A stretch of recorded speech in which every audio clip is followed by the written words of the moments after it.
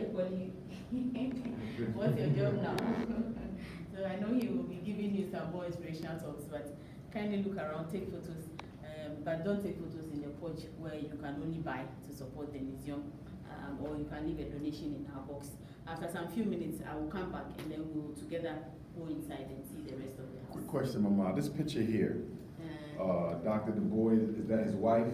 Yes, he was married 2 times. So his first wife was Mrs. Nana Goma, who happened to be his student whilst he was teaching at the Wilberforce University. And then with her, they were married for 54 years. And they had 2 children. So that's the first child sitting there.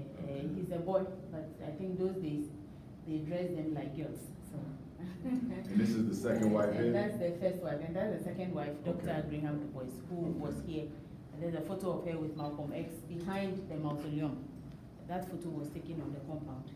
And the one at the top of that one was taken here, where you are standing, by these doors. So these doors are the original doors of the house. And he was sitting here on his birthday. Did the second wife pass in Ghana? No, she passed in China in 1977. What took her to China? Okay, so do you want me to do all the tour here and then we just walk around and look? Okay. Like all the talking? Okay, yeah. Because I'm a talkative too, so I didn't know to bore you. That's why I cut it short. So I will finish everything here. We can discuss, we can chat, and then the next thing is to just look around. If that's Jill so. Scott.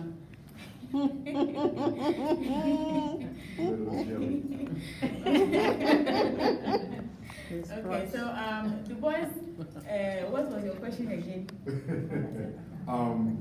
What was my question? I only had the 2 about the wife. Oh, China. China. I took her to So China. when Nana Goma died, he got married to Shelley. And he and Shelley met him when he had gone to see Shelley's dad, who was a minister, a reverend minister, a long time when Shelley was 12 years old. According to her, that was when she saw him.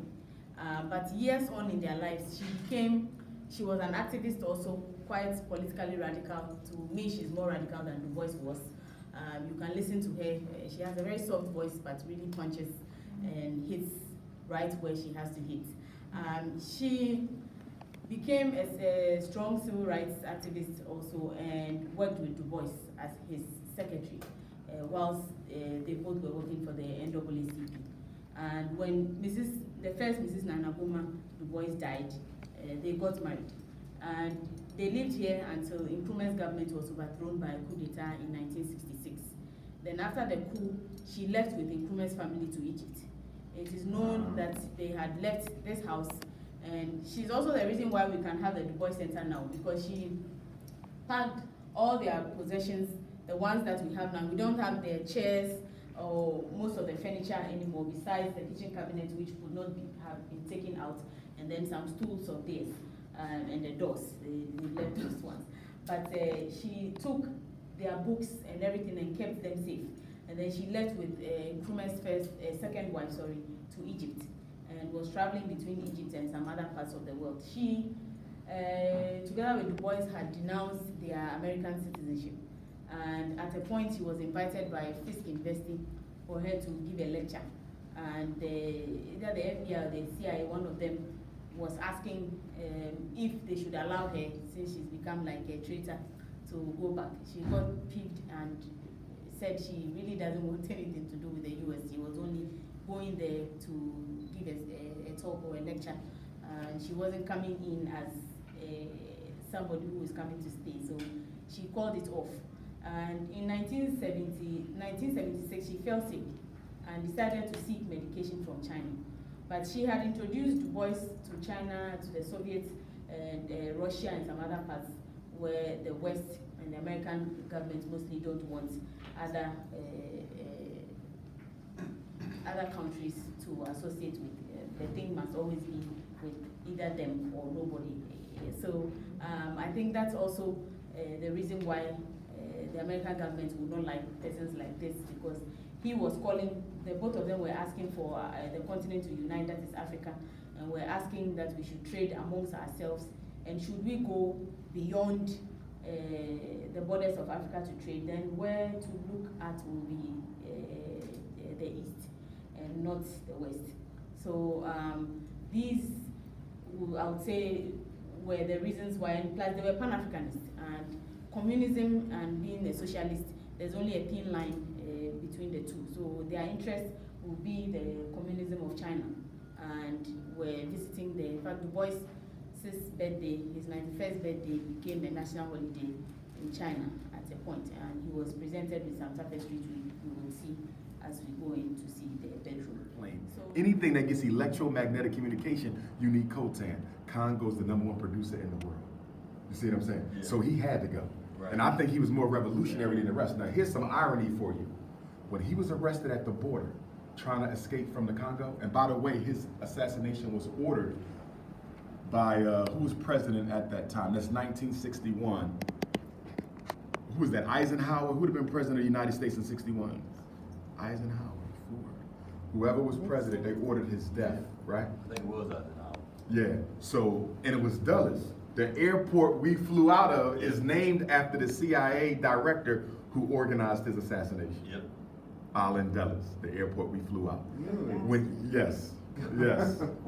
So he's trying to run away because they looking for him, right? And remember, they used Mobutu, his military man, to throw him out. Who got rid of Nkrumah? Military. Yep. Whenever they want to give, most of them was overthrown by military, because most African militaries trained in Europe, so they got the white mind. They loyal to the queen. When he gets to the border to try to get out of the Congo, guess who arrested him? Ironically, guards from Ghana, because it was a UN peacekeeping mission or some crap, right? Yeah. And the irony is his good friend, not that Kwame Nkrumah ordered it, but every African country donated soldiers to the peacekeeping mission who had to follow under whoever direction they were, but he was actually captured by his troops, ironically. And of course, he died in 61. Kwame Nkrumah didn't die till 66, and he died of prostate cancer, which I think they might have gave to him. I think because Stokely Carmichael changed his name to what? Kwame Ture. Why? Kwame and Ture. That's why he changed the name to Kwame Ture. Sekou Toure and Kwame Nkrumah. But Really? I didn't know that. yeah, he took his first name and his last name, Kwame Ture, Stokely Carmichael. And Stokely Carmichael said that they gave him prostate, because He did. He said the CIA gave me this. So when he said that, I said, I think the CIA gave him that, because he was still young. He's like in his early 50s when he died. Prostate cancer. African diet? Yeah. He had a white wife, didn't Well, that's what I was asking her. The Egyptian woman. he? She looked white. Yeah. But she, according to her, she was Nubian, meaning like him. Yeah. Right? Because he looks Arab, but he was mixed. His mom was a Nubian, but the father was Arab. But you can see his blackness. But when you look at Nkrumah's second wife, I don't really see her blackness, but that don't mean she not, right? Because you look at Sister Tamar, right? Sister Tamar, we might look at you, right, on a picture and not know. So, you know, it all varies. It all varies. And then you got Gaddafi. A lot of people praise him as a Pan-Africanist. I don't. I consider him an Arab opportunist. I think a lot of what he was doing for Africa, he was doing to position himself like an emperor of Africa, if you would. I believe that his agenda was totally Arab, but he just basically did what he had to do to get African leaders to believe in him. And of course, America is so slick because remember, he was accused of the Pan Am bombing. They said that Libya blew up a plane. Right before they overthrew him, America dropped all the charges. They said we no longer are going to pursue these charges in connection with Libya potentially bombing the Pan Am flight. Right after they do that, he ends up murdered in like a year. You see how they drop your guard and then get you? You know what I mean? And why did they kill him? Because he was working with the sub-Saharan African leaders to build a central bank of Africa, which means they was going to have a currency that was going to be continental, that was going to be linked to the resources in Africa. Now, Africa, the richest continent, right? So if you create a dollar and you link it to the gold, the coltan, that means the African dollar becomes what? The most valuable currency in the world. That would be a revolution overnight, so they had to kill him. Yeah. Because he was the only African leader who really had the money to do something like that. So he had to go. And it was going to float a telecommunications network and control their own cell phone towers. And by the way, cell phones is one of the biggest businesses in Africa because a lot of African nations, not Ghana, Ghana is very financially stable. But you go to some other countries where they struggle a lot, you can't get a cell phone contract because you don't make enough money. So you gotta buy prepaid. Even when you in Ghana, pay attention, you're gonna see a lot of prepaid cards. It's a multi-billion-dollar business. So they were gonna cut the white man out of that by floating their own telecommunication satellite. he had to go. Yeah. The bank and the cell phones, he had to go. Was behind it. I think America was behind it because he was about to start letting the Chinese come into Zimbabwe and invest, because Zimbabwe was supposed to start teaching Mandarin, the Chinese language. And I think America said, we're not going to give up another African country to China. Right. Coup him out. Right. That's what I think happened. That's what I think happened. You know about Mandela, was he pure Arab, right? Yeah, he was pure Arab. But they had a lot of Jomo Kenyatta, who was not the leader of the Mau Mau, by the way, out of Kenya. He was not the leader of the Mau Mau. But nonetheless, he helped bring Kenya to its independence. There's mixed reviews of him. When I was in Kenya, I heard good, then I heard bad. One of the main things I hear in Kenya right now is that his family owns a lot of the good land, and some people are saying that his children are like the bourgeoisie of Kenya today. So it's amazing how things change.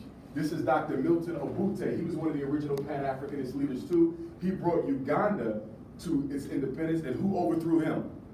Idi Amin, right? And that's why you got mixed opinion on Idi Amin, because Idi Amin fought with the British against the Mau Mau in Kenya. So Idi Amin was part of the army that fought Didi Kamadi in the Mau Mau. But after he came back from that, he then overthrew him with the support of the British. See? So they used him. They used Idi Amin. But to his credit, if you want to give him some, after he overthrew Obote, he then told the white man, I don't need you no more. Y'all can leave too. You feel me? And remember, the one thing I respect about Idi Amin, don't get me wrong, he got his issues too.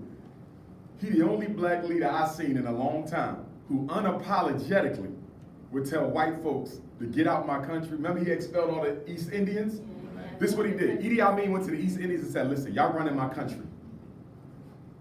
Ain't nothing I can do about that right now. But y'all gonna train 2 Africans to work in your shop. This is what he said. As long as you employ 2 Africans to sow, sell, whatever you do, farm, we cool. Guess what the Indians said with their racist bonds? We ain't gotta do none of that. Idi Amin said, excuse me? They said, we ain't training nobody to do nothing. He said, I got 48 hours, get the hell out of my country. He threw every Indian out. And then when a white man came to, to do the diplomatic visits, and you can get this online, he made them get on their knees and bow. Yep. Idi Amin made the crackers bow to him. I ain't never seen no African president do that. He sure did. And he died in exile, prostate cancer. Yeah. Another one with prostate Prostate cancer. cancer. Another one. Now you know what, Queen? Last time we came here, there was a sister, and she was going From through this book Washington. from America, and she was what did he do to preserve the book? We were conserving some of the pages and rebounding those that were. Is that done yet or not yet? Yeah, those ones. Just that section. You can see Which- that some of them are in blue. Okay. Now y'all gonna do the rest of them too? Yes. Okay. Are you putting them on a different type of media, or you just preserving We the book? put them on CDs. So that's. Oh, CDs, yeah. Oh, get out of here. All these will be on the CD. Yeah. Oh, wow. Wow. Yeah. You don't want to do it. Wow. Museum is under renovation right now, huh? Yeah, I think so. Because we were supposed to go, but they said we can't because, Okay, the news is still. yeah.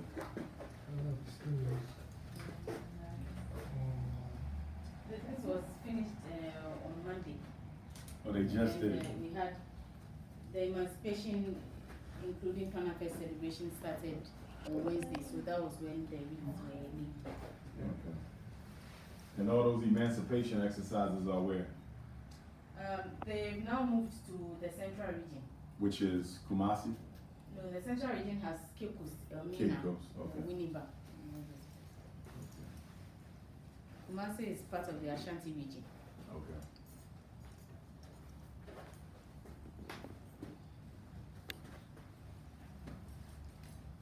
Is there a map of all the regions? Yeah, you can find them in bookshops or even on the streets.